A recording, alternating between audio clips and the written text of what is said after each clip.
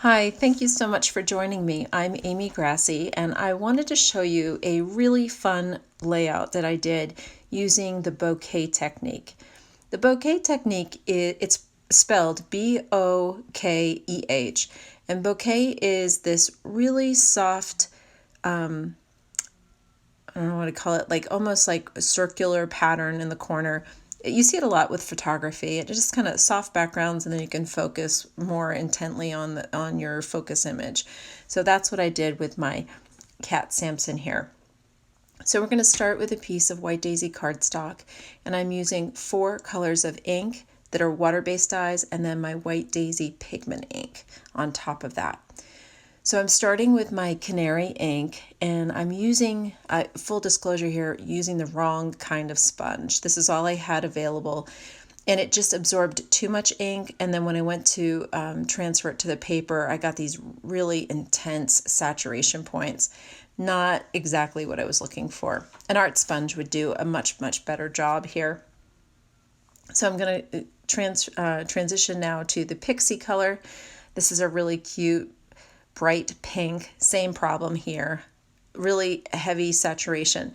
It's going to be okay because we're using the white pigment ink on top of it, so all of my blending issues will be forgiven.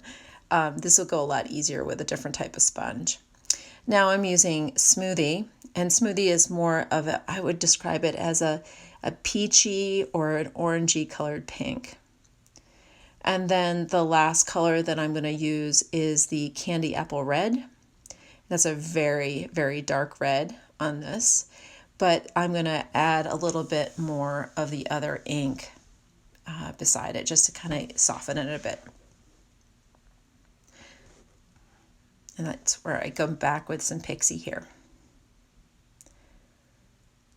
All right, and now the next step is using a stencil that I created with my circle thin cuts. I just created this very basic stencil, and I ran it through my Big Shot and gave me these 4 different size circles. Now I'm going to pounce with white pigment ink on top of this. What this does is this ink is actually going to sit up on top of the paper. It's not going to be absorbed into it. So you really have to be careful when you're working with stencils that you don't slide it across your piece. You want to definitely lift up and put it back down. But the bokeh technique is really about creating these soft circles on top of that colored background. And it will just create some depth and some texture for your layouts. It's kind of fun. And it is also, as you can see, it's covering up all of those transition areas between my colors and really softening them and making it a lot prettier. And as it continues to dry, it will also soften.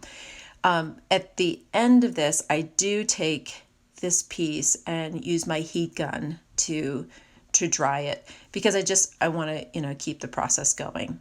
If you don't have a heat gun, you can always let it sit overnight, and that will give it plenty of time as well. And you can see I lift up, take a look at it, see if there's any dark spots, and then I come back and I add just a little bit more. Okay, and I think that's about it. So that's what we're done with the colored inks. We're going to put those away. And now we're going to transition over to adding some splatter. So here I like to put a piece of paper down underneath. This is my gold shimmer pen.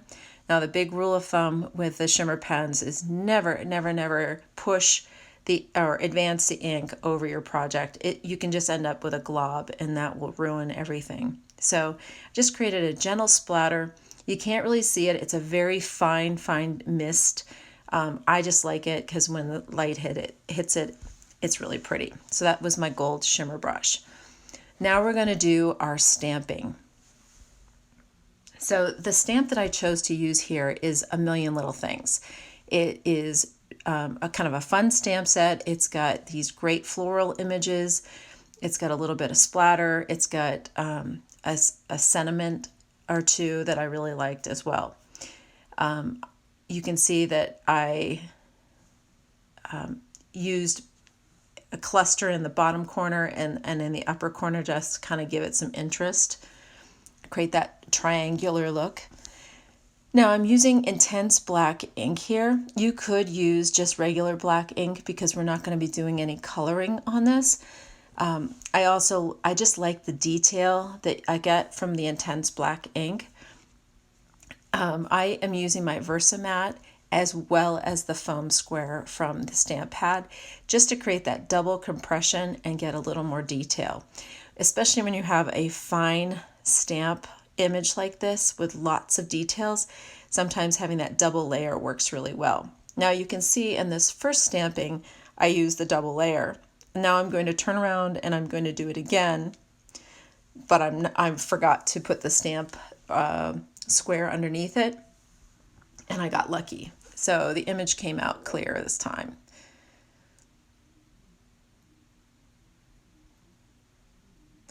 So the next piece that I want to do is, I'm going to show you this real quick. With my black inks and my dark colored inks, I've started using the StazOn cleaner. The reason I'm using StazOn, don't need it for this. I mean, you can certainly use your chamois or your spritz cleaner. I just like it because it really cleans my stamp and I don't get the staining that I normally would with a regular ink pad. Okay, back to stamping. So this is one of the splatters from the stamp set. Creates this fun little detail that I like to use on a lot of my layouts. And now I'm stamping my sentiment. And this is just on a strip of white daisy cardstock.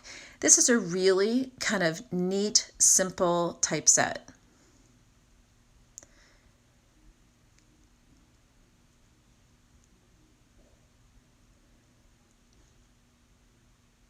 And I'm cleaning up my stamps again using the StazOn cleaner.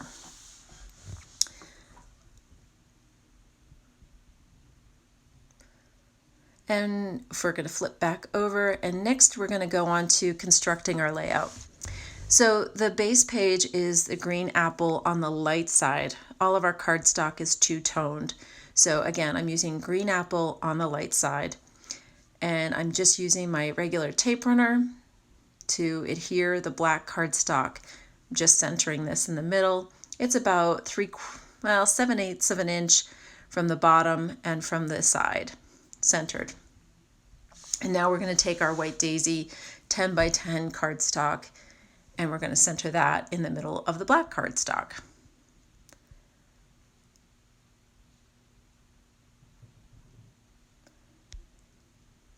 Okay, now we're pulling in our pattern paper. So we've got our bouquet piece that we created, and that is going to be a 1/2 inch from the top and a 1/2 inch from the side. And then I'm using my background and texture paper on the green apple pattern side, and I'm gonna put that right up against the bouquet, about a 1/2 inch from the top. Now I'm constructing the photo mat for this, and this is actually a 3-layered photo mat. So I'm taking a piece of smoothie cardstock on the light side, and I'm gluing that down to a piece of our vellum, which is a really nice thick vellum. And then I'm taking that and I'm gluing that down to a canary mat. The next thing I'm doing, this is kind of fun, I'm using fun foam. I am not using foam tape here. Fun foam is a lot less expensive and you can get a nice solid background for your photo mats, and it gives you a little more dimension. So I am putting tape on the other side of that fun foam, and I'm going to now put that, I want to say about a 1/2 inch, 3/4 of an inch from the top of that green apple background and texture paper. Now I'm coming in with my sentiment. I'm dovetailing the end of it. I'm going to glue that onto a piece of black cardstock. I'm also going to dovetail that. And the other kind of tidbit about having this photo mat popped up is now I can tuck that right underneath the edge of that photo mat and have it extend over just a little bit. Kind of a cute effect. Now I'm using some of our gold embroidery thread, excuse me. Oh, that's a tongue twister. I create a little, like, I want to call it like a bird's nest with it. And I'm using a glue dot to kind of cluster it together, and then I'm going to tuck that right behind that photo mat as well. And we're not done yet. Now we're going to pull out our gold glitter gems. I love these. They come in 2 different sizes. As you can see, I've got several open packages that I kind of keep at the ready. And I'm going to sprinkle them at the top right-hand corner and also at the bottom left-hand corner. Just kind of giving your eye that visual triangle with that little bit of gold embossing thread. I call it embossing thread, but it's embroidery thread. Oofta.